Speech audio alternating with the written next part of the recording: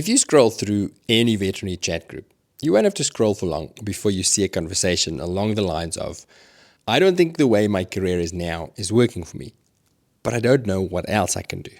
I feel stuck. I'd say that would be in the top 5, maybe even the top 3 concerns that you'll hear about our profession, right?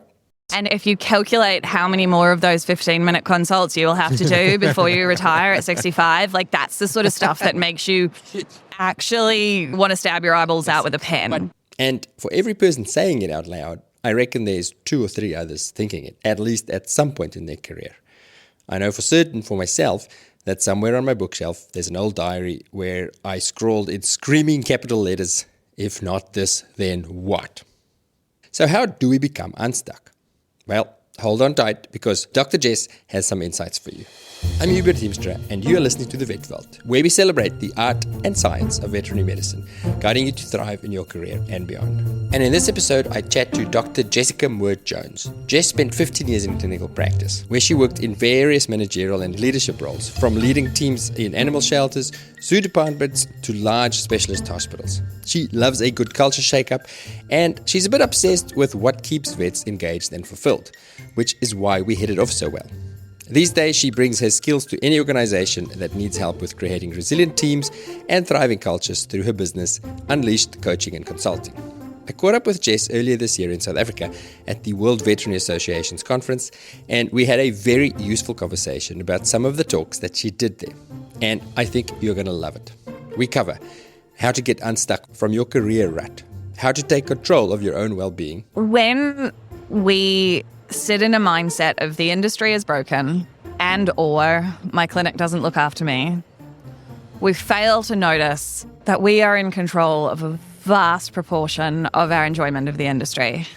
Which, by the way, does not mean putting up with a toxic work environment and just looking for silver linings, but rather recognizing the situations where you feel powerless, but where you actually have a lot more agency to influence outcomes. But first, we get straight into it with a doozy of a question. Are the younger generation of vets soft? Oh, by the way, if you listen to this and you think it sounds like my audio and Jess's audio sound weirdly different, you're spot on. They are.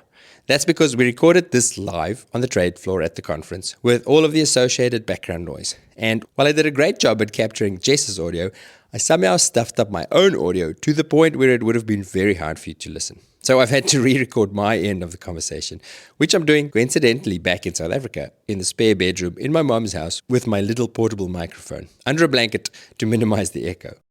Oh, and also, if you love this chat as much as I did and you want to hear more from Jess, you should join her at her upcoming Women in Veterinary Leadership Symposium on the 28th of November of this year. That's 2024. I'm not sure if you can still go if you're a dude. It's an online event, so you could probably get away with it.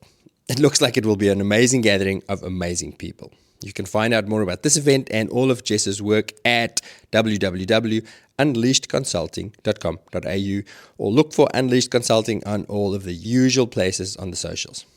Okay, let's get into it with Dr. Jessica Moore-Jones and Redefining Resilience.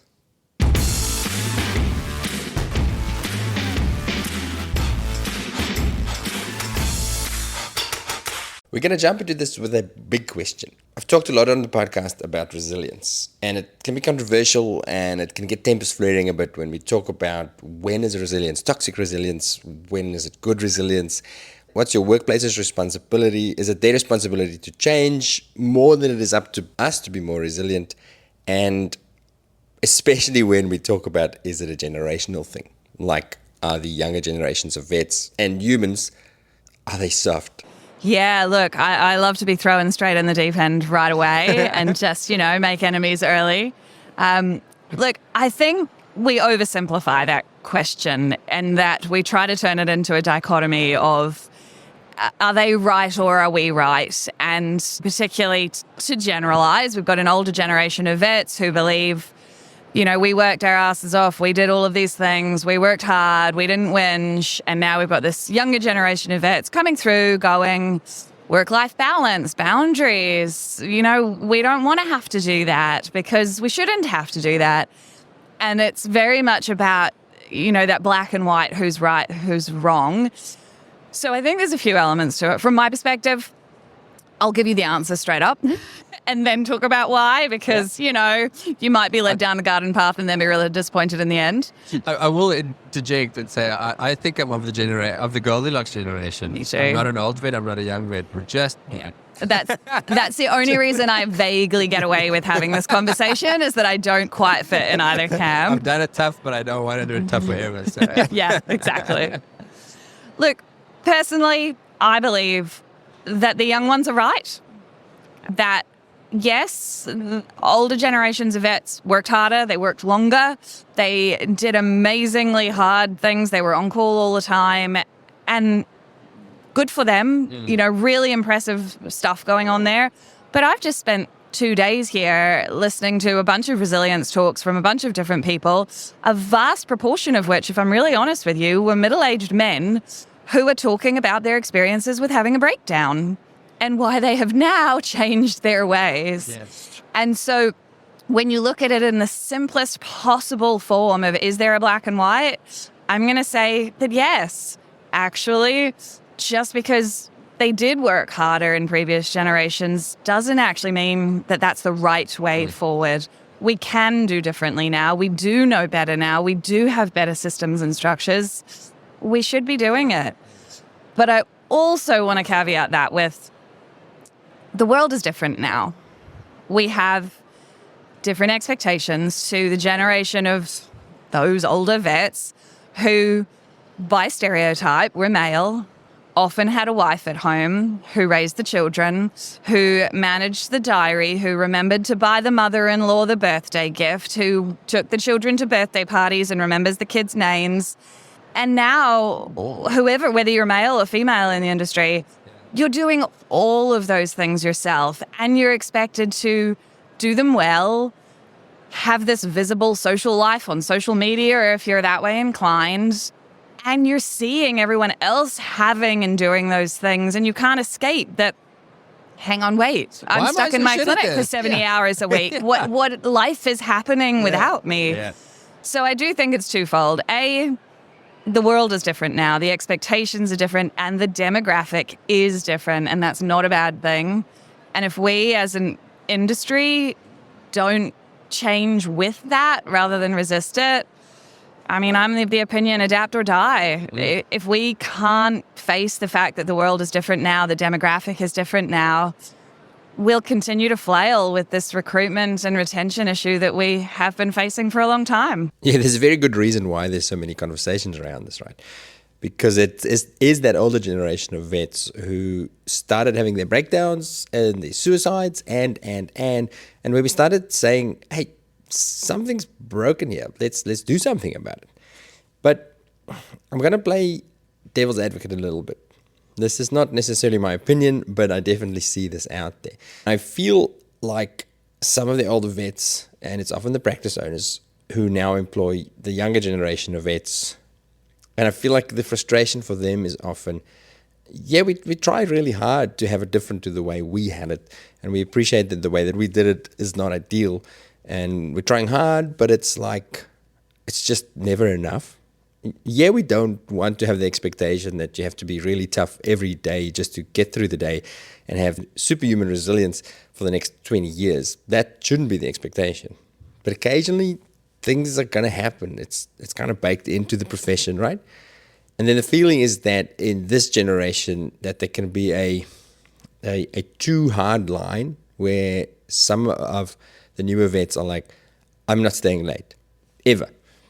And I think that when the older vets accuse the younger vets of a lack of resilience, they're talking about that attitude of, I don't want any pressure ever, which I personally think is not good for you, because I know from my early days, I did the hard stuff. I did the nights on call and the crazy shifts and the 14-day runs with no days off. And I was never going to last forever on that. But on the flip side, I now know what I can do so that things would get tough at work. I can go, yeah, this sucks, but I know I can get through it because I've done it before. And I think that's the difference as well between, being under stress and being under chronic stress. Yeah. So, yes, I absolutely agree with you that there are some nights where you're going to work all night, or some weeks where everything goes tits up and you're going to be there late every day. as long as there's some give and take in and that's not your life now, then yes, I totally agree with you that we need to learn to work with that. So how do you coach an individual through this? Let's say you have a young vet who comes to you for coaching. How do you coach them? Because you're not allowed to give advice because you're a coach and coaches don't give advice, right? Like when is too much too much? How much shit should you put up with before you say nope? Now, how much flex do you give? When do you say, okay, well, I will do an extra couple of Saturdays because the other vet is sick or something like that? Look, to be honest, that is about conversations. That is about teaching people how to, A, have soft boundaries, not hard boundaries. So what that means is if you've got a hard boundary that's a brick wall that nobody can cross under any circumstances, then A, you're going to butt heads with people. But B, eventually brick walls break. You know, I have one brick wall boundary that between 6:30 and 7 o'clock at night, I'm putting my kid to bed. I'm not going to answer the phone pretty much unless somebody is dying. And I don't mean an animal. Yeah. Like, don't call me. But most of the rest of my boundaries are what I'd call a soft boundary, which is, look, I don't want to work heaps of overtime. Today, you know, blocked cat came in at 10 minutes to 6. Somebody's got to stay. Somebody's got to do it. That's fine. I'm here 2 hours late. Can somebody book me off an early finish on Thursday? You know, I missed my lunch break today because that dog was seizuring. That's fine. Can somebody book me in 20 minutes later so that I can go and pee? You know, it's about going, what is the reason that I am trying to protect this thing? And how can I give and take? And how do I make that flexible and soft so that I still maintain a boundary, but I'm not setting myself up to fail by having a boundary that I'll never break, which inevitably I will. Yeah. But equally, I'm not frustrating other people with being so black and white. But more than that, the coaching that I do with both individuals, but also with clinics, is to just have those conversations in a facilitated way that helps a younger generation see the impact of your boundaries on other people, and an older generation see the impact of their lack of them. It's empathy, right? It's empathy. Two-way empathy going, it's Right, perspective. I get why you wanted to occasionally went harder. And so then ideally we get to a point where we agree team boundaries. So one person doesn't have to hold their own boundary. You all agree what's a good reason to interrupt a lunch break. You all agree what's a good reason to be writing up your notes at home. What's a good reason to phone me on the weekend. And so everyone's on the same page, and you'll find most of the time you align a lot closer than you think. It's just because we all assume that there's this dichotomy that we don't talk about it. We just blame each other. An oppositional relationship. The vice versa is the stuff. Absolutely. And it doesn't really exist, as I say. We all want the same thing. Yep, we do all want the same thing. So when you coach people, because despite the fact that a lot of practice owners complain that the boundaries are too hard, having said that, most of the vets that I know, their boundaries are too soft. Like they're trying really hard to have boundaries, but they are, bleeding hearts. Yes, we'll stay back. Yes, we'll see that blocked cat 30 minutes after I was meant to be home. But it comes with a resentment. That's exactly what I wanted to ask you. So what do you tell your coachees? What are the alarm bells that you are shifting towards resentment and that you'll be out of here in 3 years' time if something doesn't change? And I personally found that too, that resentment, that's always the final horseman of the apocalypse of the death of a job for me. That feeling of, this place is killing my soul. It's the resentment that is actually the biggest impact on your mental health, I tend to find. And, whether you're talking about a relationship or a job, it's not the actual work. It's the difference between what you expected and what you're experiencing, and whether you think other people are in it with you. So the biggest thing I really do when I'm having conversations with people about how do you know when to draw the line, as you say, we're bleeding hearts. We want to do another good thing. But I spent most of my career in animal welfare. So I ran RSPCAs and, the largest cat shelter in the Southern Hemisphere. And I know what it is like to always want to fit one more animal in, spay one more cat, or, help one. Just we can make space for that animal. And what it comes down to is you have to make a choice between how many animals do you want to save today versus how many animals could you save over a lifetime if you make better choices today. So that means, I can fit one more animal in today and there'll be 299 more waiting for me tomorrow rather than 300. And I can do that every day this week and every day this month and every day this year. One more animal, I can always help one more. But guess what? Your career, is either going to be shorter because you'll burn out and leave, or you'll actually just, what's the word they use these days? The quiet quitting is you just become less engaged, you become less productive and less able to help as many animals as you could in the day because you're exhausted and burnt out and fatigued.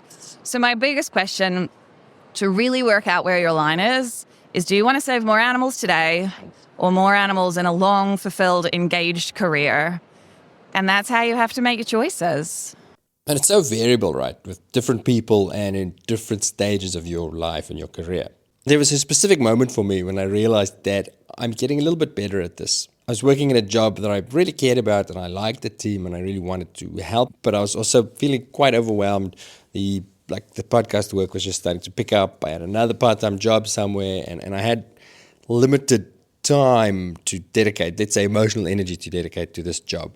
And at a stage, the boss asked me one day, could I work an extra, let's say Thursday. It was like Monday, and she said, was there any chance you can work this Thursday? We're really stuck for staff. And I stood there, and in my head, I'm going like, shit, I really can't do this. But a part of my brain's going, yes, of course, you want to help the team. You want to be part of this team. You want to be a useful team member. And I remember at that point, the voice in my head that said, no, don't do this. You can regret it later, kicked in. So while my mouth was about to say yes, I went, no, actually, I can't do it. Because if I said yes to Thursday, I would have resented being there on that Thursday and I wouldn't have really been engaged. I'd be tired. And it felt really selfish. I felt like a bit of a dick to say no because I really wanted to help. Yeah. And that's a structural issue that we feel like if we're saying no to protect ourselves, that we're letting our colleagues down. And that's a structural issue within the industry whereby, because for so long, people have just been sucking it up and writing up their notes at home and doing the unpaid overtime and coming in late or whatever that looks like. There is actually very good data to show that we can't fit it all in, because in fact the data tells us that we are fitting it all in, and therefore why would we need to have a different structure or more people or change the way we behave or set up our clinics. So what happens is it's this just continuing self-fulfilling prophecy of you work more to try to help. Your colleagues, therefore, never get extra help, and they're all expected to do the same thing. So while we feel like we're letting our team down, in fact, assertively and confidently, but nicely and constructively saying, I don't think this is a sustainable work pattern, that's how we help our colleagues best. I love that. It's short-term selfish to be long-term generous because it's no now, because I still want to be here 5 years from now, right? As long as you're constructive and you're seeing the perspective of the other people you work with and you're working with them to agree on solutions that work for you both, I think that the younger generations have it right and we need to adapt or die. Adapt or die, exactly. Right. The word stuck. I think it is a very commonly said and commonly felt word in our profession, and I've certainly felt it myself. Your other talk was helping veterinarians discover that meaningful, fulfilling, balanced careers and lives is possible. And that's pretty much in a nutshell why I started the Vet Vault, to figure out if it is possible and if it is, how to achieve it. Now, I've done well over 100 episodes and I'm still trying to figure it out. Yeah, I've totally got the silver bullet. I'll get it in the next 3 minutes. In a 40-minute talk. Yeah, absolutely. So I'm dying to know, what do you say in a 40-minute talk? That talks about, what did you say in your talk? Look, I think the 40 minutes I've got is not enough to do a full coaching program with somebody on their career development, obviously. So in fact, the angle that I took in this particular session was sounds really arrogant of me, and I apologize in advance. I don't want to be one of those people who's like, hi, I'm a movie star, therefore I can talk at a law student's graduation ceremony on here's some life advice. I don't have it all figured out. I am not miraculously awesome. But what I do have is a really fulfilling career working part-time as a solo mum by choice with enough money to not worry about my security, but not enough to swindle it away, with enough time to walk my dog every day, but not enough to watch crap on TV. I have what I think is the perfect setup for me, and I certainly didn't have that a while ago. So my talk realistically is about how you can move from feeling stuck, oh my God, is this my life for the next 40 years, in 15-minute increments in the consult room? That's that feeling. Yeah, that's that feeling. Oh shit, this is the only thing I'm qualified to do. Yeah. I need the money. Yeah. But I can't do this for the next 5 days, never mind the next 40 years. And if you calculate how many more of those 15-minute consults you will have to do before you retire at 65, like that's the sort of stuff that makes you actually, want to stab your eyeballs out with a pen. So how do you move from that to my career and my life choices are clearly not for everybody. But what I do have is the absolute knowledge that even the moments where I'm like, I'm having a bit of a wobble, is this the right thing? Do I want to be here? I have the tools and the knowledge and the skills to go, that's fine. I can do something else. And I can do it successfully and smoothly and safely without having to burn all my bridges and, oh my God, what have I done? Because, we've got the tools to do it. And so, yes, if you're doing a career coaching program, we have a structure and we identify who you want to be before we identify what are you going to do with it. And we go into vet school as most of us are 17-year-olds and we're expected to know who we want to be and who we are as a human being and therefore whether or not this is the right career for us. And then 10 years later, if that, we're like, maybe 17-year-old me wasn't as smart as I thought I was. Maybe. But what now? I've sunk 10 years of my life into us. Do I just opt out, or this is who I am now? My parents will be disappointed. I need to support my kids. So how do we go from all of those feelings to actually, I have an amazing foundation of a career that can allow me to do almost anything I want to do if I am brave enough to step outside of what society tells me are the traditional pathways forward. So, for example, right now there is a tendency to believe I can work in a clinic, I can go into government industry roles, or I can leave the profession. Yeah, that sort of feels like the common options. That's it. What are my choices? Or even I can work full time, or I could work part time if I was a mum. Those are the only two things in front of me. I can't work part time just because I want to ride my horses. Who does that? That's not okay. That would be lazy, surely. Let's get to a point where we can go. In the 1910s or so, they came up with this structure of work that we now believe is the only way to do things. Have one job, Monday to Friday, and stick with it. And it's not true. It's just not true anymore. There are so many opportunities in front of you to build the life you want. You've just got to know where to start and have the balls to give it a shot. Yeah, that knowing what you actually want, is that step one? Like, what is step one? Where do you begin with this process? I'm calling you. Jess, I feel stuck. What's step one for me? So step one is know who you are. Who are you as a person in terms of what brings you joy, what brings you peace, what causes you hell, what do you hate and desperately want to make sure that we avoid in your lifestyle? But equally, how do you want to describe yourself? If you were to pick your top 3 words or your top 3 values, there's a whole bunch of different ways of doing this. But when I sit down and I do my annual one day to myself in a hotel room without my child and I nut out what my year is going to be, I'm not asking myself what career am I going to take first. That's the 12th question. The first question is, who do I want to be this year? And this year it's, I want to be bold. I want to be someone who pushes the status quo, who is brave enough to try new things, and who is somebody who people go, she's killing it. And that is who I want to be this year and ongoing, hopefully. But out of the who I don't want to be, that's how I then start to go, okay, what do I want my life to look like? And this is a big mistake that people make, is they decide what they want their career to be, and then their life just has to default fit in around that. As opposed to, what do I want my life to look like? What does that look like in terms of my family, where I want to live? Those sorts of questions. How much do I want to work? And then you choose which job, or here's a hint, plural jobs, fit best into that, rather than, okay, well, I want to change jobs because I'm not happy here. Here's another job. That'll fix the problem, surely. But I think it's a fear thing. You said earlier that you need the balls to do it. So what's normally stopping you is fear, because I know this thing, I studied for it, I'm well prepared for it, I've written all the exams to prove to the world that I can do it, and now I've got 5 years of experience in it, and I'm well and truly entrenched in my rut. And I don't know what's outside that rut, but I know it's freaking scary. And then having the courage to say, let me stick my head above the parapet to see what's out there.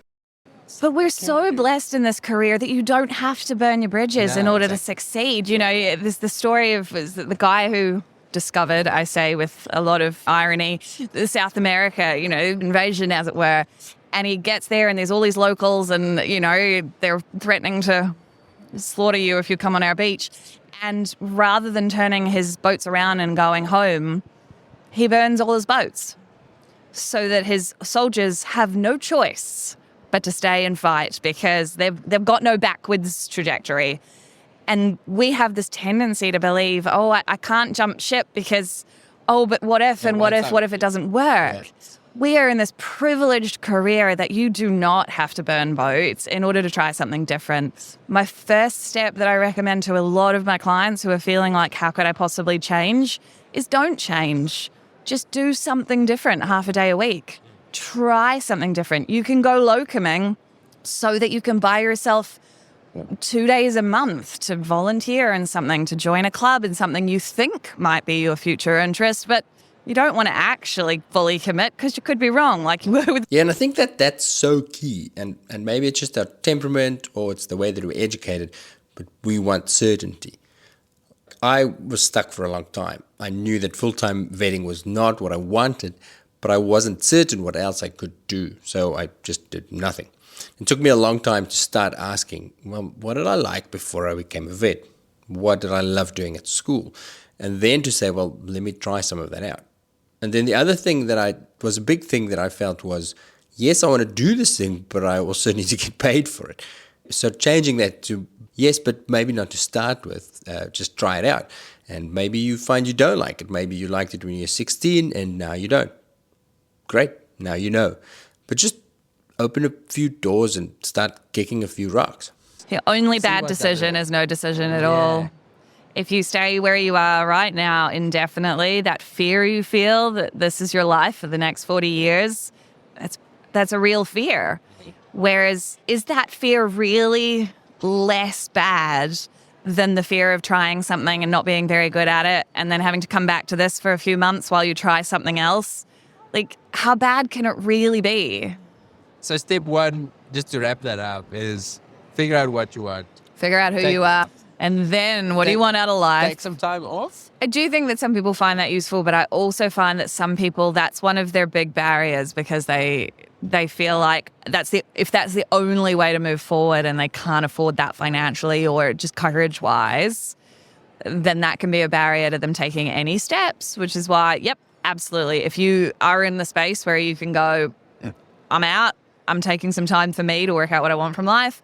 But I think other people, it's actually liberating to know that you don't have to. You can just take a day, a fortnight, less work and start somewhere. Start dabbling. You know, my consulting business started as a dabbling side hustle and now it's pretty thriving. That's what you do.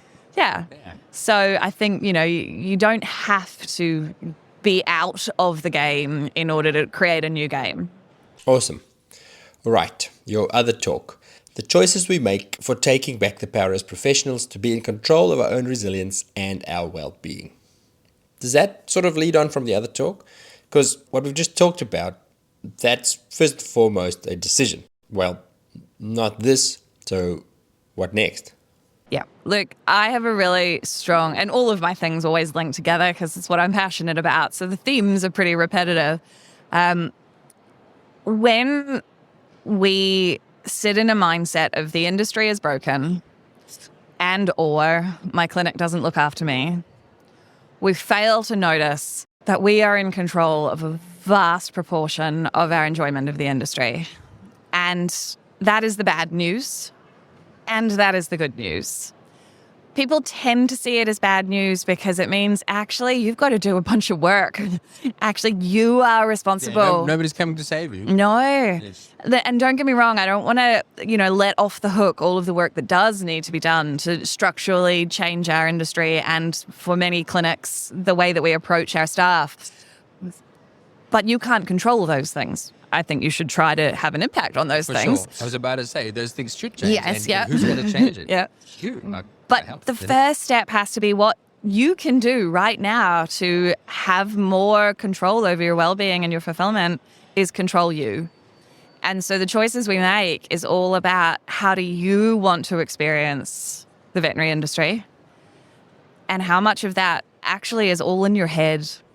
And that sounds really cliche, and people tend to, kind of want to hate me when I say those things because they're like, oh, well, you're just blaming me for not being resilient enough or whatever those things are. I am 100% a believer that you shouldn't be forced to be resilient. But I am also a believer that resilience is a muscle we can grow. Fulfillment is a choice that we can make. And that doesn't sit well with everybody. But over the course of a 40-minute talk, I'm pretty sure I convinced everybody in the room that, in fact, you have the power to decide what you take out of your career. Yep. Fulfillment is a choice that you can make. Does that still involve saying, okay, well, maybe it's not going to happen in this environment? Oh, look, absolutely. And one of the tools that we talk about in the session is something I call the 4 doors. And the 4 doors is effectively in any situation, big or small, conflict with a colleague, argument with your spouse, clinic that you work in, whatever that looks like, you've always got 4 doors. You can fix the problem, which is you actually genuinely have to put your money where your mouth is, not just take the problem to your boss and therefore I've done my part. Like, you have to be like, I'm going to help you fix this.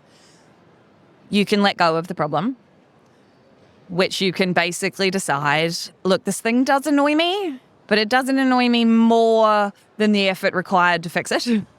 And so I think I'm just going to let that one go. But then you actually have to let it go. You can't just then be harboring it and sitting in the lunchroom bitching about it. Like, it's a choice you have to make to let it go. The third option is leave, walk away. I don't love that option. But you can leave your relationship, you can leave your clinic, and yes, you can leave the industry. And I'm not saying that should be your first choice. What I am saying is that a better choice than the 4th door. And the 4th door is what happens if you don't actively choose one of the others. It's the default that you sit in this moral and ongoing quagmire of, just not choosing.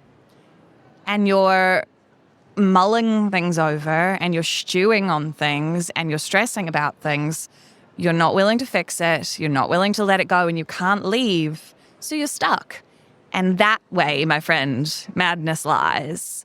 That is where all of those little things where you've made or you've not made a decision, so you've accidentally ended up in the 4th door, those things weigh and weigh and weigh and weigh on you until you're actually miserable.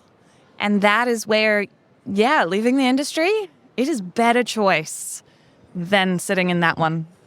That is just purgatory for vets. Yes, I know, because I've been there. Is it a personal growth thing where the default is actually to go, well, this sucks, poor me? We all spend moments there and we all spend time there. And sometimes I tend to decide how big is the problem and I will give myself a certain amount of time to sit dwelling in my default door, which is I'm pissed off and somebody else should come and fix this problem. And then I put on my big girl panties and I remember that I've got the other 3 doors in front of me and that is my choice. That is in my control. I can sit here in this miserable ass mood or I can choose something different. How much does mindfulness and self-awareness play a role in this? Because I feel like a lot of us, and I'll put my hand up here, we get stuck in that 4th door without actually realizing it. We are just so stewing in that soup of misery that we think it's the norm, and we can't pinpoint where it's actually coming from. I'm fucking miserable, but I don't know why, or I think I'm miserable because of X, but actually we're missing the true underlying cause, and I'm not addressing it because I don't even know what it is. Like mindfulness, self-awareness is there's literally what 40 minutes of my presentation is about, but I try not to push those words too much because people think it's all going to be a bit woo-woo. And we're scientifically minded, very evidence-based people. And as soon as we hear words like positive psychology and mindset, we kind of go, oh yeah, whatever. Okay, well, I'm just going to stick with my... They become such buzzwords that you do sort of switch. You're like, oh, exactly. eye roll and switch off. But what I can guarantee to people, and again, very confident that I convinced 60 odd people in the room, that it is based on science. There is absolutely empirical evidence, peer-reviewed 100-fold over, that this stuff works. And this stuff has the difference, the potential to make the difference between you being fulfilled and engaged and joyful professional and being what you might be right now, which is not those things. So, yep, some of it has some woo-woo spin. I try very hard to make it not sound like that. So what does it look like for you? So for me, a lot of, the choices that we make, and this is why I talk so much about it, is, for example, one of my favorite ones is the choosing how you want to interpret a situation. So, a good scenario is you're in a bank, your normal bank, you go in there every Friday and then a bank robber comes in and shoots people. You're the only person gets shot. You get shot in the arm. My question to you becomes, are you lucky? Or are you unlucky? And that is your choice. And people look at me like, what? I didn't choose to get shot in the arm, whatever. But what you've got now is a choice to choose your counter story, right? You've got the choice to say, okay, I could have walked into any bank. I could have come here 10 minutes earlier. I could have done these things. And why did it have to be me that was shot? This is miserable. I am an unlucky person. I got shot in this bank robbery. Or you can choose your counter story of, I was the only person who got shot. There are children here. I only got shot in the arm, and now I get a week off work. Those two things have the exact same scenario, but your choice of how you believe your reality is what makes the difference on how you feel about it. And so what we believe innately is that the situation controlled our mood and the situation decided how we should feel, lucky or unlucky. But it wasn't. It was always in your head. It was always your choice to make that decision. And until we can start to recognize that, if we want to live feeling positive, we have to choose to see things positively. And I don't mean toxic positivity. I don't mean always putting on a brave face and smiling. I mean genuinely just deciding what makes me happier to believe. The scenario I love, because it happened to me once when I was on the way to give a resilience talk, was sitting at a set of traffic lights, trying to turn left. It's peak hour and it clicks over like 4 sets of light changes before I get to the front. I finally get to the front, and as I'm turning, some guy cuts in front of me, takes the turn, and I get a red light. And I've got 2 choices now, right? I can sit there and go, oh my God, he's such a jerk. I can't believe he did that. And that is the mood I now feel. My physiology is reacting to that. We all know what that feels like. But I take that to work with me and I apply that to the beginning of my workday. I've also got the choice of going, he probably didn't know this was the turning lane. I've done that a bunch of times before. Aren't I magnanimous? I let him in. Or even better, maybe his wife was giving birth in the front seat and I just saved a baby's life. Like, maybe I am a superhero. And the reality is, his day doesn't change, no matter which I believe. He doesn't get better or worse or get his comeuppance or whatever that looks like, depending on what I believe. But my day substantially changes. And if I'm wrong, if he was a jerk and I chose to believe that I was really nice to somebody who just didn't know it was the turning lane, holy crap, I had a good day by accident. What a pity. So it really comes down to committing to choosing how you want to experience your day. So how do you practice that muscle, that reflex, that neural pathway? Because I read a lot about this stuff and I get it cerebrally and I'm all for it. But then something happens to me and I go into that pit of misery and I go, poor me. And sometimes it takes me a day to realize, oh shit, I've done it again. But you're Suck it. recognizing it. I mean, please do not believe for a second that I practice this all day, every day. I 100% get myself into a tiz and sit in the fourth door. I 100% get irrationally angry at the person in front of me who, why can't you work out how to use the goddamn self-checkout? They've been around for a decade now, people. Like, come on. I am just a human. I think the difference is I can recognize now when I'm doing it. And then when I am aware I'm doing it, I can consciously make the choice. Do you know what?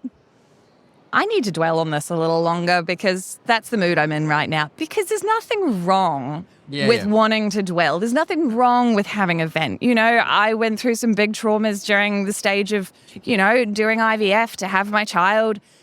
And I remember somebody said to me, like, you know, what can I do to cheer you up? And I'm like, dude, I do not want to be cheered up. I'm wallowing. I am grieving and I want to grieve, and it is an important step forward for me to grieve.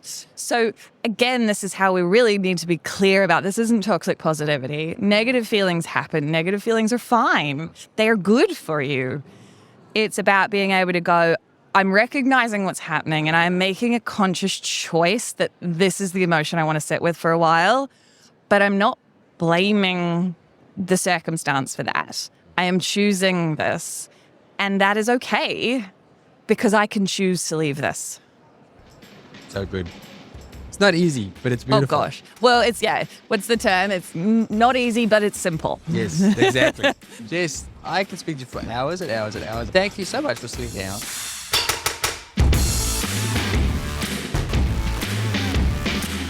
Before you disappear, I wanted to tell you about my weekly newsletter. I speak to so many interesting people and learn so many new things while making the clinical podcasts. So I thought I'd create a little summary each week of the stuff that stood out for me. We call it the VetVault 321, and it consists of 3 clinical pearls. These are 3 things that I've taken away from making the clinical podcast episodes. My light bulb moments. 2 other things. These could be quotes, links, movies, books, a podcast highlight, maybe even from my own podcast. Anything that I've come across outside of clinical vetting that I think that you might find interesting. And then 1 thing to think about, which is usually something that I'm pondering this week and that I'd like you to ponder with me. If you'd like to get these in your inbox each week, then follow the newsletter link in the show description wherever you're listening. It's free and I'd like to think it's useful. Okay, we'll see you next time.